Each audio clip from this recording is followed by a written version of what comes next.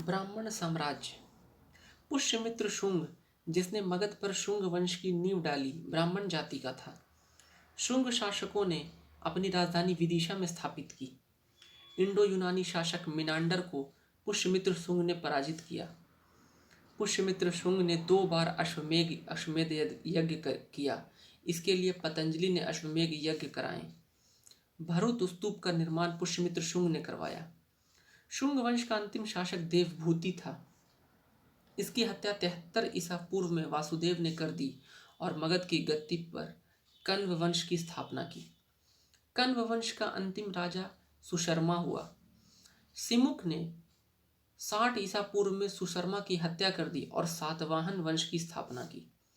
सातवाहन आंध्र वंश शासकों ने अपनी राजधानी प्रतिष्ठान में स्थापित की। प्रतिष्ठान आंध्र प्रदेश के औरंगाबाद जिले में है। सातवाहन वंश के प्रमुख शासक थे सिमुक, सतकर्णी, गौतमीपुत्र सतकर्णी, वशिष्ठिपुत्र पुलुमावी तथा यज्ञश्री सतकर्णी। सतकर्णी ने 2 अश्वमेध यज्ञ तथा 1 राजसूय यज्ञ किया। सातवाहन शासकों के समय के प्रसिद्ध साहित्यकार हाल एवं गुणाढ्य थे। हाल ने गाथा सप्तशतक तथा गुणाढ्य ने वृहत कथा नामक पुस्तकों की रचना की। सातवाहन शासकों ने चांदी, तांबे, सीसा, पोटिन और कांसे की मुद्राओं का प्रचलन किया। ब्राह्मणों को भूमि अनुदान देने की प्रथा का आरंभ सातवाहन शासकों ने ही सर्वप्रथम किया। सातवाहनों की भाषा प्राकृत एवं लिपि ब्राह्मी थी। सातवाहनों का समाज मात्र सत्तात्मक था। सातवाहनों की महत्वपूर्ण स्थापत्य कृतियां हैं कार्ले का चैत्य, अजंता एवं एलोरा की गुफाओं का निर्माण एवं अमरावती कला का विकास। सातकर्णी एवं अन्य सभी सातवाहन शासक दक्षिणापथ के स्वामी कहे जाते हैं। नोट: सातवाहन राज्य ने उत्तर और दक्षिण भारत के बीच सेतु का काम किया। भारत में यवन राज्य। भारत पर आक्रमण करने वाले विदेशी आक्रमणकारियों का क्रम इस प्रकार है: सबसे पहले हिंद यूनानी, उसके पश्चात शक, फिर पहलव, फिर कुषाण। सेल्यूकस के द्वारा स्थापित पश्चिमी तथा मध्य एशिया के विशाल साम्राज्य को इसके उत्तराधिकारी एंटियोकस प्रथम ने अक्षुण्ण बनाए रखा। एंटियोकस सेकंड के शासनकाल में विद्रोह के फलस्वरूप उसके अनेक प्रांत स्वतंत्र हो गए। बैक्ट्रिया के विद्रोह का नेतृत्व डियोडोटस प्रथम ने किया। बैक्ट्रिया पर डियोडोटस प्रथम के साथ इन राजाओं ने क्रमशः शासन किया: Diodotus second, Euthydemus, Demetrius, Menander, Eucratides, Antialcidas और हर्मिक्स। भारत पर सबसे पहले आक्रमण बैक्ट्रिया के शासक डेमेट्रियस ने किया। इसने 190 ईसा पूर्व में भारत पर आक्रमण कर अफगानिस्तान, पंजाब एवं सिंध के बहुत बड़े भाग पर अधिकार कर लिया। इसने शाकल को अपनी राजधानी बनाई। इसे ही हिंद यूनानी या बैक्ट्रियाई यूनानी कहा गया। हिंद यूनानी शासकों में सबसे अधिक विख्यात मिनांडर हुआ। इसकी राजधानी शाकल यानी आधुनिक सियालकोट शिक्षा का प्रमुख केंद्र था। मिनांडर ने नागसेन या नागार्जुन से बौद्ध धर्म की दीक्षा ली। मिनांडर के प्रश्न एवं नागसेन द्वारा दिए गए उत्तर एक पुस्तक के रूप में संग्रहित हैं, जिसका नाम मिलिंद पन्हो अर्थात मिलिंद के प्रश्न या मिलिंद प्रश्न है।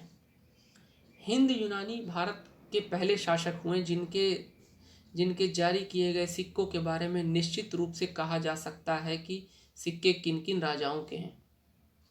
भारत में सबसे पहले हिंद यूनानियों ने ही सोने के सिक्के जारी किए। हिंद यूनानी शासकों ने भारत के पश्चिमोत्तर सीमा प्रांत में यूनान की प्राचीन कला चलाई, जिसे हेलेनिस्टिक आर्ट कहते हैं। भारत में गांधार कला इसका उत्तम उदाहरण है। शक। यूनानियों के बाद शक आए। शकों की 5 शाखाएं थीं और हर शाखा की राजधानी भारत और अफगानिस्तान में अलग अलग भागों में थी। पहली शाखा ने अफगानिस्तान, दूसरी शाखा ने पंजाब, तीसरी शाखा ने मथुरा, चौथी शाखा ने पश्चिमी भारत एवं 5वीं शाखा ने ऊपरी दक्कन पर प्रभुत्व स्थापित किया। प्रथम शक राजा मो था। शक मूलतः मध्य एशिया के निवासी थे और चारागाह की खोज में भारत आए। 58 ईसा पूर्व में उज्जैन के एक स्थानीय राजा ने शकों को पराजित करके बाहर खदेड़ दिया और विक्रमादित्य की उपाधि धारण की। शकों पर विजय के उपलक्ष्य में 58 ईसा पूर्व से एक नया संवत विक्रम संवत के नाम से प्रारंभ हुआ। उसी समय से विक्रमादित्य एक लोकप्रिय उपाधि बन गई, जिसकी संख्या भारतीय इतिहास में 14 तक पहुंच गई। गुप्त सम्राट चंद्रगुप्त द्वितीय सबसे अधिक विख्यात विक्रमादित्य था। शकों की अन्य शाखाओं की तुलना में दक्षिण भारत में प्रभुत्व स्थापित करने वाली शाखा ने सबसे लंबे अरसे तक शासन किया। गुजरात में चल रहे समुद्री व्यापार से यह शाखा काफी लाभान्वित हुई और भारी संख्या में चांदी के सिक्के जारी किए।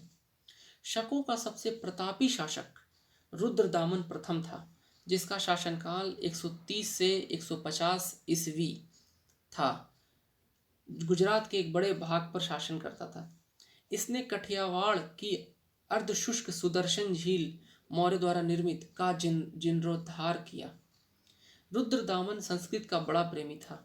उसने ही सबसे पहले विशुद्ध संस्कृत भाषा में लंबा अभिलेख गिरनार अभिलेख जारी किया। इसके पहले के सभी अभिलेख प्राकृत भाषा में रचित थे। भारत में शक राजा अपने को क्षत्रप कहते थे। कुषाण पहलव के बाद कुषाण आए, जो यूची एवं तोखली भी कहलाते हैं। यूची नामक एक कबीला 5 कुलों में बट गया था। उन्हीं में एक कुल थे कुषाण। कुषाण वंश के संस्थापक कुजुल कडफिसेस थे। इस वंश का सबसे प्रतापी राजा कनिष्क था। इनकी राजधानी पुरुषपुर या पेशावर थी। कुषाणों की द्वितीय राजधानी मथुरा थी।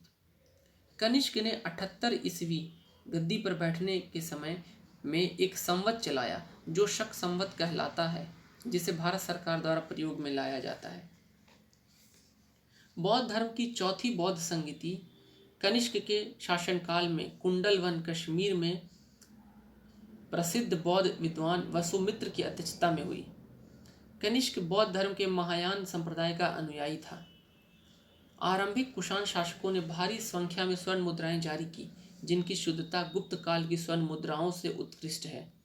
कनिष्क का राज्य वैद्य आयुर्वेद का विख्यात विद्वान चरक था, जिसने चरक संहिता की रचना की। महाविभाष सूत्र के रचनाकार वसुमित्र हैं। इसे ही बौद्ध धर्म का विश्वकोश कहा जाता है। कनिष्क के राजकवि अश्वघोष ने बौद्धों का रामायण बुद्ध चरित्र की रचना की। वसुमित्र, पार्श्व, नागार्जुन, महाचेत और संघरक्ष भी कनिष्क के दरबार के विभूति थे। भारत का आइंस्टीन नागार्जुन को कहा जाता है। इनकी पुस्तक माध्यमिक सूत्र है, जिसमें इन्होंने सापेक्षता के सिद्धांत को प्रस्तुत किया था। कनिष्क की मृत्यु 102 ईस्वी में हो गई। कुषाण वंश का अंतिम शासक वासुदेव था। गांधार शैली एवं मथुरा शैली का विकास कनिष्क के शासनकाल में हुआ था। रेशम मार्ग पर नियंत्रण रखने वाले शासकों में सबसे प्रसिद्ध कुषाण थे। नोट: रेशम बनाने की तकनीक का आविष्कार सबसे पहले चीन में हुआ था। धन्यवाद।